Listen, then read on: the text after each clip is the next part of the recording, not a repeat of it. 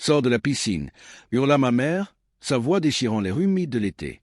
Debout sur la terrasse en pierre noire, un verre de champagne à la main, elle pointait du doigt ma fille de 5 ans, les yeux rivés nerveusement sur l'homme aux cheveux gris à côté d'elle, le président du syndic. Son ton sifflant était empreint de mépris. « Vous avez l'air de 2 divorcés ratés. Vous gâchez tout. Foutez le camp. Maintenant !» Je restai figé. Je vis mon fils Ethan laisser tomber sa fruite de piscine, la lèvre tremblante. Je ne dis rien, je ne fis aucun scandale.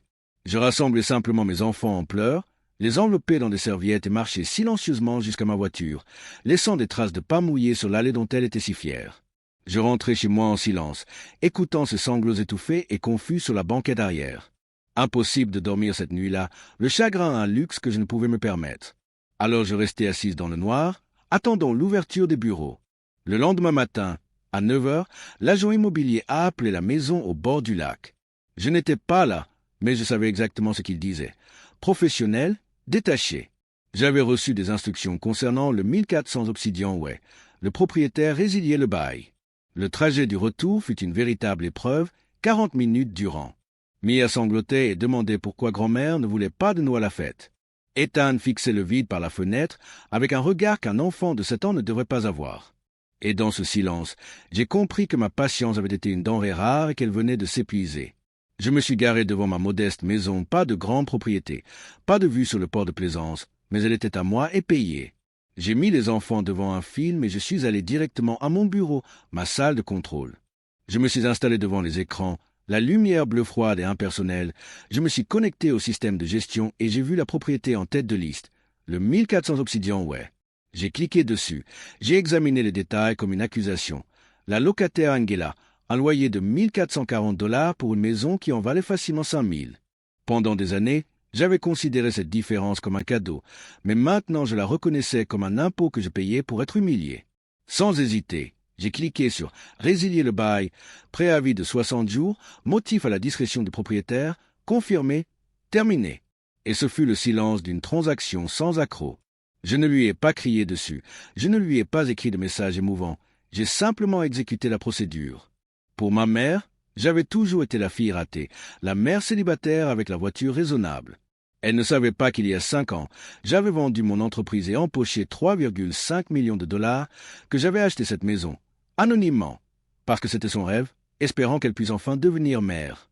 Mais au lieu de cela, j'ai vu dans le tableau que j'avais subventionné près de 200 000 $ de son train de vie, non par amour, mais par peur du conflit. Au bord de la piscine, cette tolérance a pris fin avec l'envoi de la lettre de résiliation. Aucune excuse, seulement la panique. Ma sœur ne m'a pas écrit pour parler des enfants, mais parce que leur bien-être était menacé.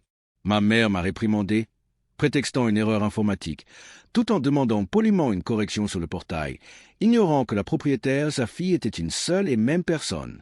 Quand j'ai vu ma sœur diffuser en direct sur Instagram depuis la maison d'hôte que j'avais rénovée, se moquant publiquement de moi et de mes enfants tout en y gérant une activité commerciale, j'ai compris qu'il ne s'agissait plus d'un problème familial, mais d'une rupture de contrat. Une inspection a révélé des sols endommagés, des modifications illégales et une activité commerciale non autorisée. Mon avocat a finalement trouvé les documents cruciaux auprès du syndic de copropriété, prouvant que ma mère se faisait passer pour la propriétaire depuis des années, notamment en falsifiant ma signature sur une demande de permis de construire. À ce moment-là, il est devenu évident que ce n'était pas une question de logement, mais d'identité, d'un mensonge qu'elle devait défendre à tout prix. Mon avocat a appelé un chat, il s'agissait d'une fraude, d'un crime. Et quand les 60 jours passèrent et qu'elle reçut des invitations pour une fête du solstice d'été. Après la fête, j'étais assise dans la voiture de patrouille à côté d'un shérif ce soir-là. J'ai entendu le tintement des verres, je l'ai vu rire sur ma terrasse jusqu'à ce que la musique s'arrête. Elle a essayé de me faire passer pour instable, mais l'agent m'a regardé et j'ai dit calmement « C'est la locataire, elle est en train d'empiéter sur ma propriété. » Et quand j'ai posé le dossier avec tous les documents sur la table et que j'ai sorti le passe-partout, son masque est tombé. Il a fallu 3 jours aux déménageurs pour enlever les meubles de location, 1 semaine aux artisans, et le premier week-end d'été, j'étais assise avec mes enfants sur le quai, les pieds dans l'eau, de la glace au chocolat dégoulinant sur nos chemises. Personne ne criait, personne ne parlait d'esthétique, et j'ai compris que le vrai pouvoir ne se manifeste pas par le bruit, qui ne réside ni dans les codes postaux ni dans les fêtes, mais dans la certitude tranquille d'être en sécurité. Je suis propriétaire de cette maison, mais surtout, Je suis propriétaire de ma tranquillité, et c'est un trésor qu'on ne peut ni falsifier, ni voler, ni déloger.